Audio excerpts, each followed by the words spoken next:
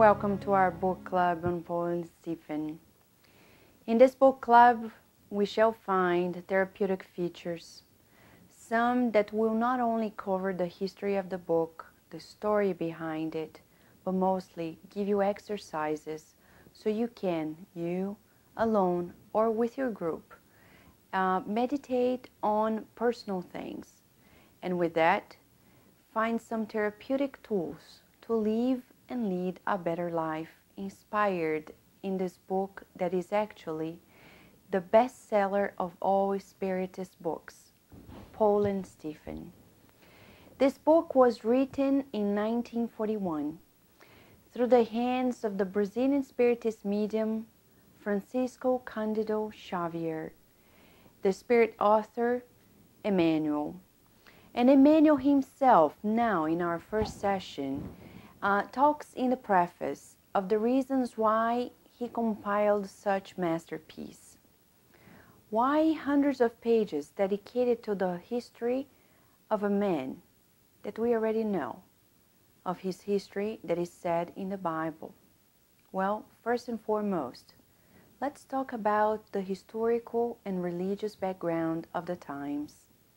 If we take a look at the map of the time, we'll see that this is pretty much the area that Saul of Tarsus, or Paul, covered in his trips after he converted to Christianity. From Old Achaia, here Greece, from Corinth to Asia Minor, to places such as Damascus, Jerusalem, Joppa, Tarsus, where he was born. This is the scenario of the era that covered Christianity in its primitive states. At the time, we had the Roman Empire ruling throughout a huge area of Europe and Asia Minor. Not only that, but in religious terms, we had a most conflicting time where the Roman pagans didn't care much about what was told at the time in regard to one God only. And on the other hand, we had the different sects of Judaism, amongst them the Pharisee, and Saul of Tarsus was one of them as well.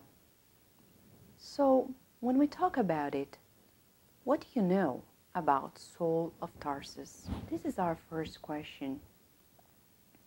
Have you heard about Paul? Have you heard about St. Paul? They're all the same. This is actually the main character of our story. Well, but you may be asking, why Stephen? Who is Stephen? But before we go there, let's talk about one of the questions that really pertains to the very beginning of this book. In its subtitle, we have Paul and Stephen, History of Primitive Christianity. Why has Emmanuel, the Spirit author, decided to subtitle it in this way? Well, why do we need another book to talk about the story that we already know? So let us see some of his own explanations. He says, "It's our highest and most sincere desire to call to mind the harsh struggles and bitter testimonies of an extraordinary soul who rose above human struggles in an incessant effort to follow the steps of the Master. Today's lukewarm churches and believers, misguided desires in various sectors of Christianity justify our intentions." So first question we ask here for all of us studying this: are we one of them? Are we one of the people who are following these Christ consciousness teachings and are not aware how much our lives could actually be changed if we were really following its teachings? Are we already capable of forgiving those who hurt us? Or are we open to really honor our father and mother as it was preached by Jesus? Well, not only that, but Emmanuel reminds us of the importance of not giving ourselves to this spiritual idleness and displays of least effort. He says nowadays many disciples compete for the privileges of this condition, while others intentionally avoid honorable work by praying for supernatural watch care from heaven. Churches and devotees give themselves joyfully to accommodating situations, preferring materialistic rules and pleasures. How many people actually say they are Christians and they actually separate themselves from those who do not understand these teachings yet? Would Jesus do this? Most likely not. Certainly not.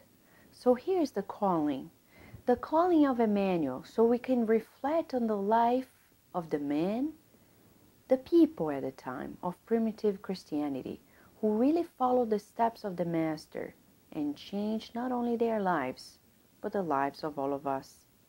In that sense, we come to another question in this very preface. What is then the relevance and importance of Stephen in Paul's mission? Why is it important to mention Stephen, and who is Stephen? Well, actually, Stephen is the first martyr of Christianity. He was the one who died at Paul's hand when he was sold. Well, and Emmanuel explains to us in this very part of the book of the need of contribution of Stephen and other personages of this true story to confirm the necessity and universality of the law of working together. So it's teamwork, the true Christ consciousness. Like Jesus himself, Emmanuel reminds us, he needed the company of 12 helpers to really come true the message that he brought to us. So are we really following Jesus' teachings in working together as a team? Or are we still being led by our ego in an egotistic fashion, thinking that we need to be one of the spiritual leaders who solely are on stage and cannot really share it with anybody else? So here we are, being called to our own mission. And what is it? Emmanuel very interestingly brings to us in one of the last parts of his preface, the calling of all callings.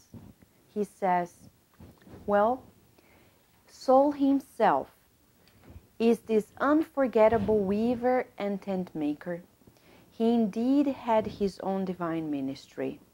But who in this world does not have a ministry from God? How about you? How about us? Do we recognize our ministry from God? What is it? And he says, many will say that they do not know what their particular calling is, that they are ignorant in that respect. However, we will answer that besides ignorance, there is neglect and much pernicious caprice. Those who are more exacting will remark that Paul received a direct call from God, but in reality, all ordinary men and women have been personally called to serve Christ. The form may vary, but the essence of the summons is always the same. The call to the ministry sometimes arrives shortly, unexpectedly. Most people, however, are resistant to the Lord's generous invitation. So here is our first exercise. Let us meditate on this very question. Who in this world does not have a ministry from God? Write it down, chat with your friends, meditate on this as we prepare the next session for chapters 1 and 2.